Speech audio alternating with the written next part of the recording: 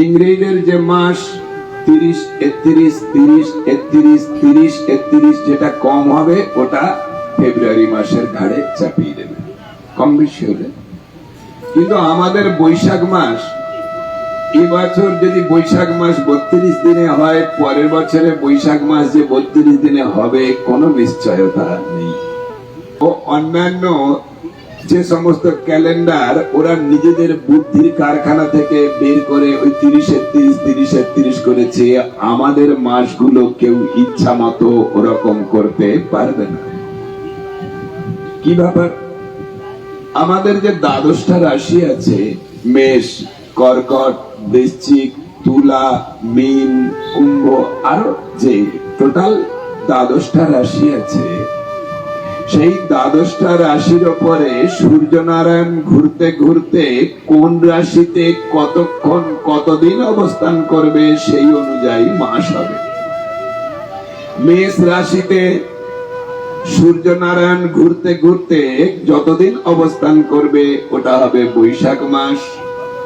তুলা রাশিতে সূর্যনারায়ণ ভ্রমণ করতে করতে যতদিন অবস্থান করবে ওটাকে বলে কার্তিক মাস। এই রকম প্রত্যেকটা রাশিতে যতদিন সূর্যনারায়ণ অবস্থান করবে সেই অনুযায়ী 12টা রাশিতে 12টা মাস হয়। তাহলে এটা ঠিক করতে গেলে কেউ করতে পারবে? যিনি করবেন তাকে জানতে হবে সূর্যকে কেন্দ্র করে পৃথিবী যে ঘুরছে, তিনি যে কক্ষপথে ঘুরছেন তার কক্ষপথের দৈর্ঘ্য জানতে হবে, কত স্পিডে ঘুরছে সেটা জানতে হবে। আবার পৃথিবীকে কেন্দ্র করে চন্দ্র কত স্পিডে ঘুরছে সেটা জানতে হবে, তার কক্ষপথের দৈর্ঘ্য জানতে হবে। আবার এই পৃথিবী এবং চন্দ্রের আপেক্ষিক বেগ জানতে হবে। তবেই শূন্যে অবস্থিত দুটো গ্রহ বা উপগ্রহ এরা এই দ্বাদশটা রাশির মধ্যে কোন রাশিতে কতদিন অবস্থান করছে বোঝা যাবে। কত কঠিন বিষয়, বুঝতে পারছেন?